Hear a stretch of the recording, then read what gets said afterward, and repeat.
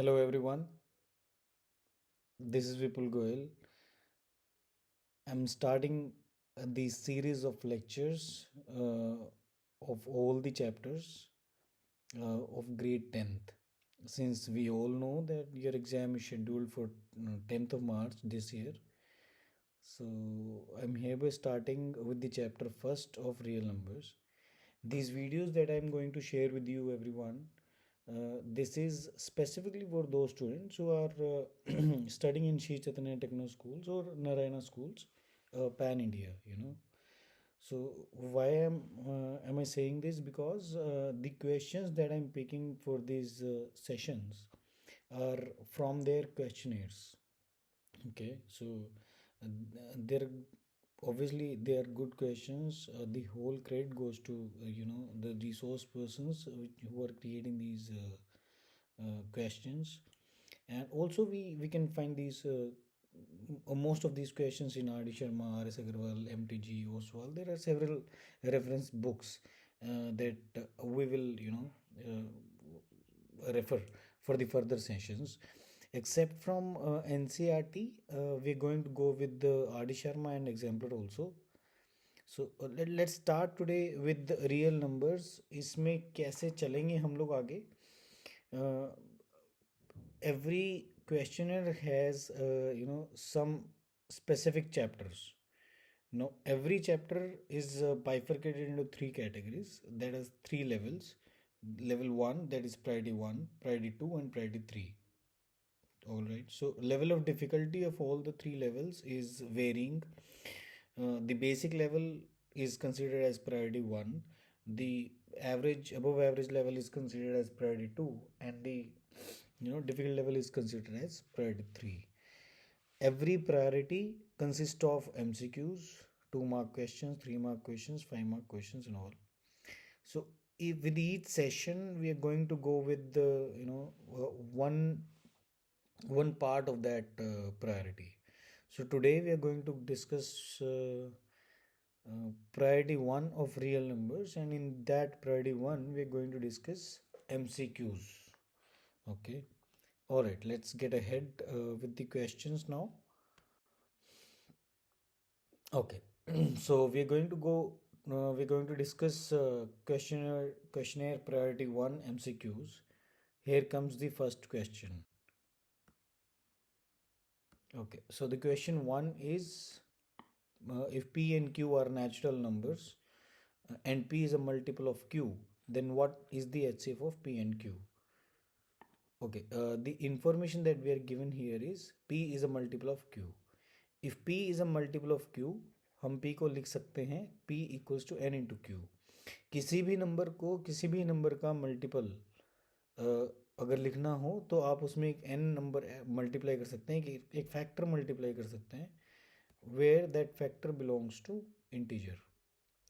यहाँ जो n है वो कोई भी इंटीजर हो सकता है. तो basically you can write P as n into Q. Now what have been we asked to find out. हमें बोला गया है कि find out the HCF of P and Q. P and Q का HCF फाइंड आउट करना है हमें. तो हम बोलेंगे कि we can replace P with N into Q. So we need to find the HCF of NQ and Q. Now whenever you need to find the HCF of any two numbers, जब भी किसी दो number का HCF आपको निकालना होता है, आप उसके फैक्टर्स करते हैं. अगर आप n और q, n इंटू क्यू के फैक्टर्स करेंगे तो you will get these two factors only, n into q. And if you want to find out the factors of q, you will write it as 1 into q. Or HCF is the highest common factor of all the factors that are common in between those two numbers. ठीक है, तो N Q और Q के factors में से जो सबसे highest factor होगा वो हमारा क्यू होगा. ठीक है, so HCF of n q and q will be q. So basically HCF of p और क्यू का क्या होगा? HCF q. So the option C would be correct here.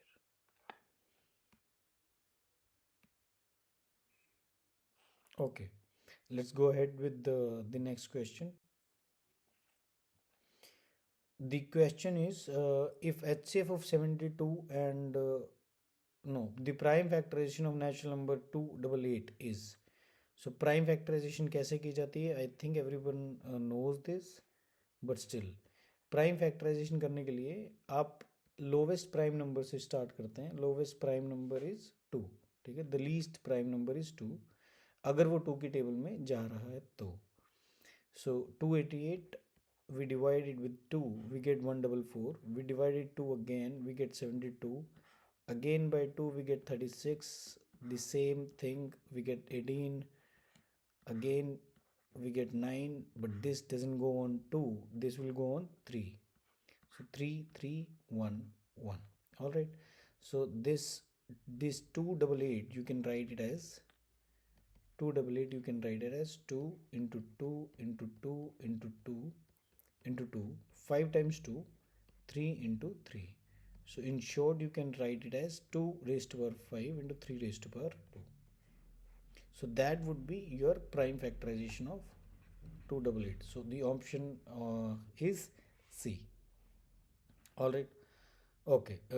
So I would suggest you one thing, जब भी कोई question आपको solve करना है तो just pause the video up and then try to think about this question for 10 to 15 seconds and then look for the solution.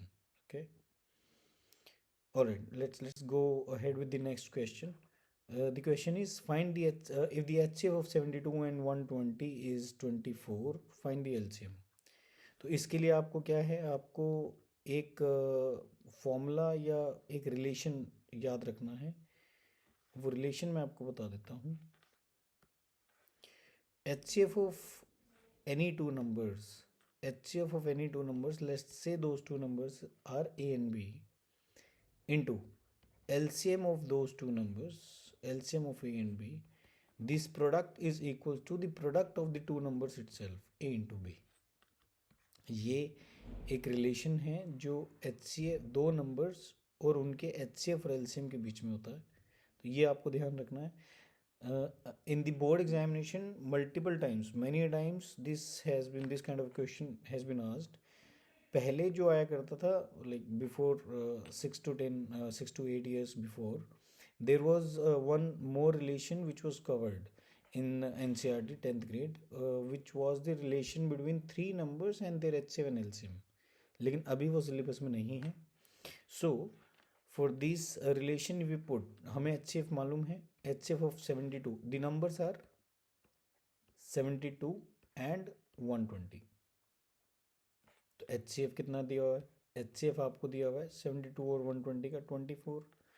LCM हमें मालूम नहीं है, LCM हमें बताना है. तो LCM कितना आएगा इनका? कुछ नहीं है, इजी है क्वेश्चन. ठीक है, तो LCM ऑफ A और B कितना आएगा?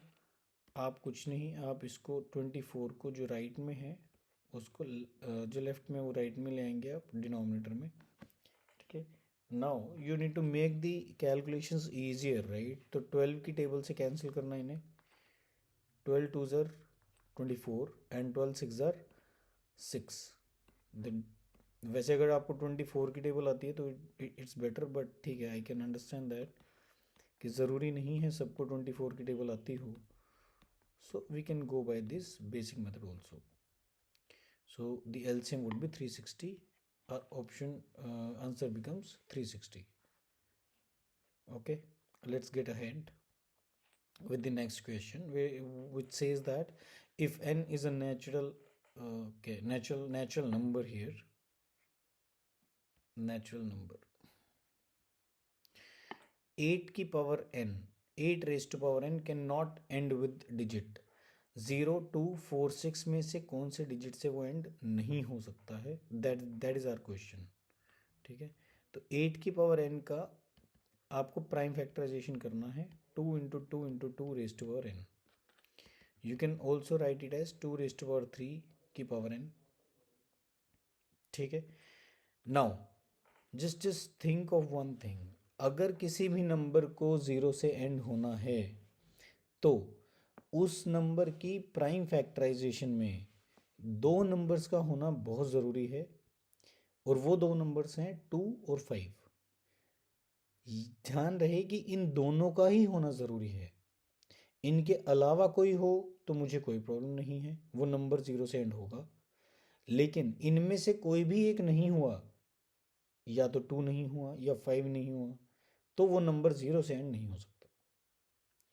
To end a number with a 0, a digit 0, that the prime factorization of that number has to have two numbers, that is 2 and 5 both. अब 8 की पावर n में जब हमने प्राइम फैक्टराइजेशन किया तो उसकी प्राइम फैक्टराइजेशन में we have 2 but we don't have 5. So 8 raise to power n can not end with digit 0.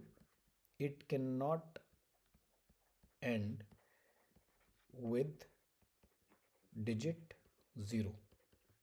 Why? Since it does not contain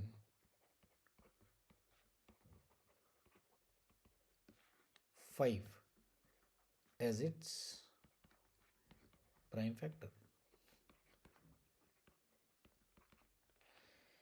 इसके अंदर प्राइम 5, इसकी प्राइम फैक्टराइजेशन में 5 नहीं है, तो ये 5 कभी भी 0 से एंड नहीं हो सकता। एक और बात मैं आपको बता देता हूँ कि 8 की पावर n 2, 4 और 6 तीनों से एंड हो सकता है। उसका एग्जाम्पल मैं आपको दे देता हूँ। अगर आप 8 स्क्वायर लिखेंगे तो it would come out to be 64, right? तो 64 है यानी कि 4 से एंड हो रहा है, तो ये तो हो रहा है 4 से। अगर आप 8 की पावर 3 करते हैं तो 8 क्यूब इज़ 512, तो 512 में 2 से एंड हो रहा है, ठीक है, ये भी हो रहा है। एंड 8 की पावर 4 मुझे पता नहीं कितना है, तो हम क्या कर सकते हैं, इसको 8 स्क्वायर इंटू 8 स्क्वायर कर सकते हैं, विच इज़ 64 इंटू 64। तो अगर आप 64 को 64 से करेंगे तो ये तो श्योर है कि लास्ट में जो यूनिट डिजिट आएगा वो 6 होगा, राइट? 4 4 से 16, तो 6 होने वाला है। तो इन तीनों से ही वो डिजिट 8 की कोई भी पावर एंड हो सकती है, ठीक है, लेकिन 0 से it won't end, never it would end with digit 0. That's why our answer becomes option A, 0. All right, next question. Next question is, if the ratio of HCF and LCM of the least composite number, तो least composite number के लिए पहले आपको ये पता होना चाहिए कि कंपोजिट नंबर क्या होते हैं और प्राइम नंबर क्या होते हैं। प्राइम नंबर वो नंबर होते हैं the numbers which have exactly 2 factors, exactly 2 factors. और वो 2 फैक्टर, किसी भी नंबर के 2 फैक्टर तो होते ही हैं, एक वो खुद और एक 1, because 1 is the factor of every number, और वो नंबर खुद का फैक्टर तो होगा ही। तो प्राइम नंबर वो नंबर होते हैं जिसके एग्जैक्टली 2 फैक्टर होते हैं। कंपोजिट नंबर वो होते हैं जो जिनके मोर देन 2 फैक्टर्स हों, मोर देन 2 फैक्टर्स। इसमें आपको एक और क्वेश्चन आता है जिसमें आपको ये प्रूव करना होता है कि prove that 7 into 11 into 13 plus 13 is a composite number, right?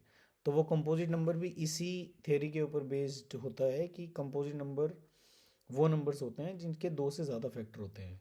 ध्यान रहे कि हर वो नंबर जो प्राइम नंबर नहीं होता वो ज़रूरी नहीं है कि वो कंपोजिट हो। Sometimes it is said that you might heard like here you might hear कि composite number की definition में आपको ये दिख सकता है कि the numbers which are not prime number are called composite number। ये आप किसी स्टूडेंट से सुन सकते हैं, आप किसी दोस्त से सुन सकते हैं, बट वो accurate definition नहीं है उसकी, ठीक है? Why? Because there is an exception, 1. 1 is, number 1 is neither a prime number NOR a composite number. 1 एक ऐसा स्पेशल नंबर है जो ना ही तो प्राइम नंबर की कैटेगरी में आता है और ना ही कंपोजिट नंबर की कैटेगरी में आता है। That is why composite number की डेफिनेशन आप वो नहीं बता सकते जो मैंने अभी आपको बताया कि आप किसी से सुन सकते हैं। Now we are talking about the least number here. तो the least prime number is 2, then comes 3, 5, 7 and so, ये सभी प्राइम नंबर हैं। लीस्ट प्राइम नंबर कौन सा है? 2। और composite number starts with 4, then 6, then 8 and then 9 and so on. So the least composite number is 4। हमें क्या पूछा गया है? इनका HCF निकालिए। HCF of 2 and 4, LCM of 2 and 4, और ये जो भी HCF और LCM आएगा इनका रेशियो। तो 2 और 4 का HCF कितना है? 2। एलसीएम कितना है 4, the ratio becomes 1/2. So the answer would be 1/2, option A. Okay. All right. Let's get to the next question. थोड़ा सा जल्दी करेंगे, जल्दी समझेंगे. नहीं समझ में आएगा तो you can drop me a message in the comment section. मैं आपको बता दूंगा कि नेक्स्ट प्रायोरिटी जब भी हम करेंगे या जब नेक्स्ट डिस्कशन जब भी हमारा होगा उसमें मैं आपको ये फिर से डिस्कस कर दूंगा. All right. Question number 6 is the number 5 minus 3√5 plus √5. ये नंबर हमें बताना है. आपको देखना ये है कि ये जो नंबर मैंने यहाँ बाद में लिखा है ये इरेशनल नंबर है, पहली बात. दूसरी बात, ये like irrational number. These two both of these terms are like irrational terms. Like irrational terms वो होती हैं जिनमें जो इरेशनल पार्ट होता है नंबर का वो सेम हो. तो इन दोनों में ही √5 है. तो अगर आप -3√5 प्लस 1√5 करेंगे तो you can take common √5 and the left part is -3 + 1. ठीक है. तो -3 + 1 is -2, so it becomes -2√5. That is why आप यहाँ लिख सकते हैं 5 - 2√5. अब इस नंबर के बारे में आपका क्या विचार है? ये नंबर हमें बताना है कि ये रैशनल है या irrational. So this number becomes an irrational number. Why? Because 5 is a rational number.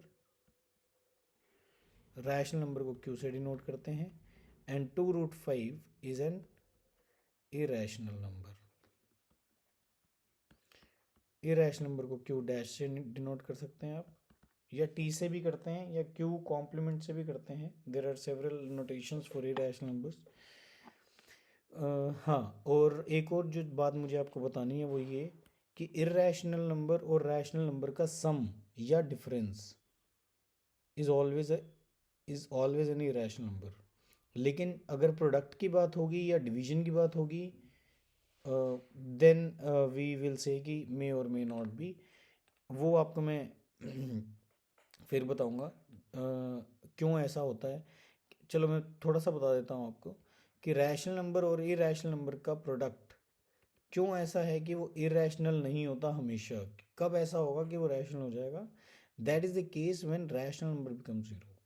अगर रैशनल नंबर 0 हो गया तो वो कोई भी इरेशनल नंबर से मल्टीप्लाई हो जाए उसका आंसर 0 आएगा and which is a rational number. तो रैशनल नंबर और इरेशनल नंबर का प्रोडक्ट हमेशा इरेशनल हो ऐसा ज़रूरी नहीं है. देयर इज़ अ केस जहाँ वो रैशनल भी हो सकता है. Same is the case for division also. If you divide rational number with irrational number, ये इरेशनल तो होगा लेकिन अगर रैशनल नंबर 0 हो गया तो ये नंबर 0 हो जाएगा which is a case of rational number. तो ये आपको बात ध्यान रखनी है. असर्शन रीजन में डायरेक्ट क्वेश्चन पूछा जाता है और गलती होने के चांसेस ज़्यादा होते हैं since most of the times the problem becomes कि एक स्पेसिफिक वर्ड का इशू हो जाता है. बताऊंगा आपको, आगे आएंगे ये ऐसे क्वेश्चंस भी आएंगे आगे. All right. Question 7 says that the product of HCF and LCM of two numbers 50 and 20. दो नंबर्स हैं HCF और प्रोडक्ट ऑफ एन LCM. इन दोनों HCF और LCM का प्रोडक्ट निकालना है आपको basically. The product of HCF and LCM is, और दो नंबर कौन है वो 15 एंड 20. तो पहले मैंने आपको डिस्कस किया था ये सवाल.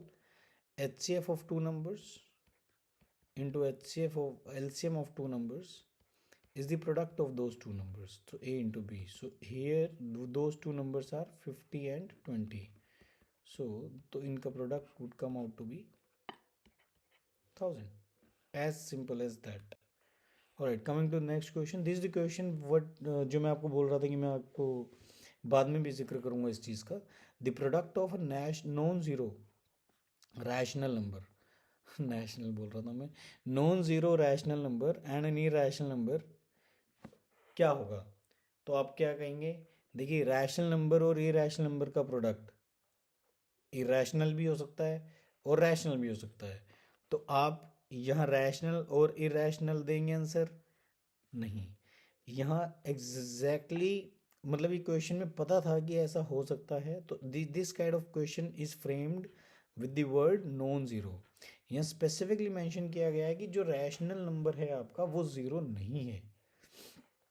देख एक और बात समझ लो कि इरेशनल नंबर के साथ कभी भी नॉन ज़ीरो वर्ड नहीं ऐड होगा।